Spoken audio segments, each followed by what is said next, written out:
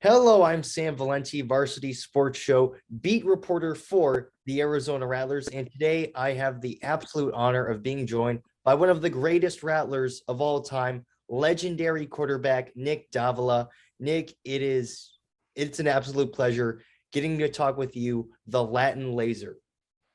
I appreciate it, Sam, you having me on. And anytime I can talk to someone about the good organization with the Rattlers and just arena football and indoor football in general, it's always fun. Hey, it sure is. I'm just curious, first off, what's the feeling like knowing that you left a legacy as being not just one of the greatest rattlers of all time, but in all honesty, one of the greatest arena football players of all time?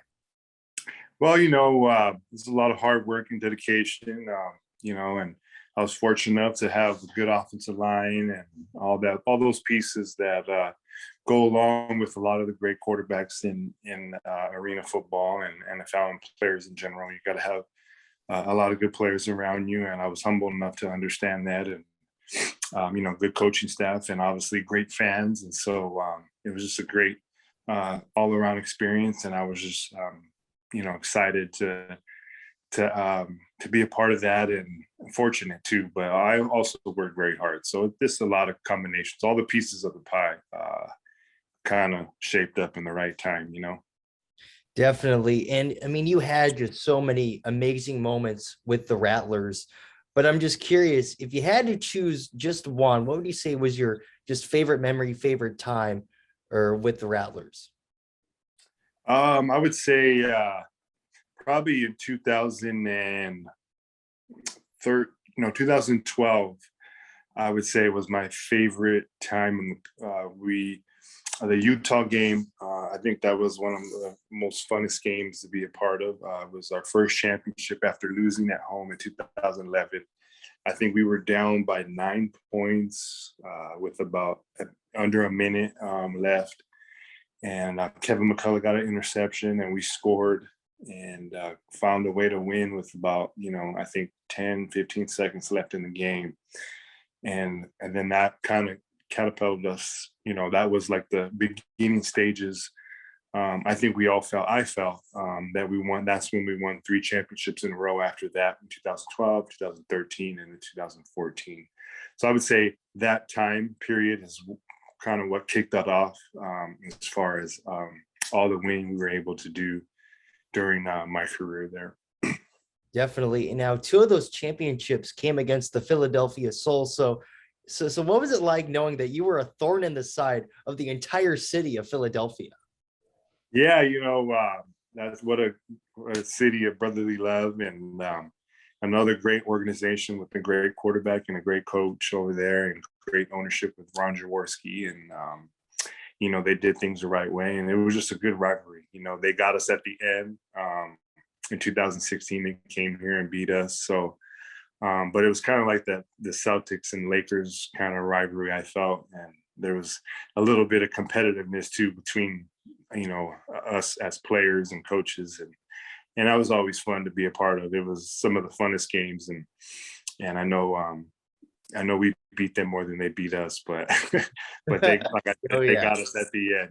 So it was just a great experience just to play in Philadelphia as well. Those fans, even the little kids, were kind of rowdy. So it was just a cool all around experience, and just a great organization to have a rivalry with. Yeah, definitely one of the all-time great arena rivalries. And yeah, they may have won the last battle, but let's be honest, the Rattlers won the war. Yeah, there you go.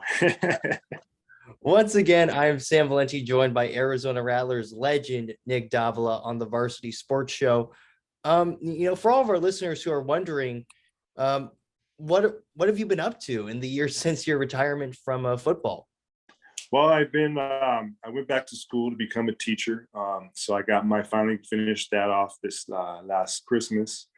And so now I just received a job at a middle school where my son's going to be going to, and I'm going to be coaching the flag football team there at the 7th and 8th grade level. And I also try to do quarterback camps on the side. So, I'm staying involved with football, but at the same time, I want to be a father that's there for his kids. I have 6 kids now, I got a 12-year-old, a 10-year-old, a 5-year-old, and then I have triplets, boys that are 2.5 years old. So I want to be able to coach them in youth sports, and so that's kind of what I'm doing. And I'm still rehabbing with my neck injury and taking care of what I need to take care of. But things are feeling a lot better, feeling good, and just excited for the future.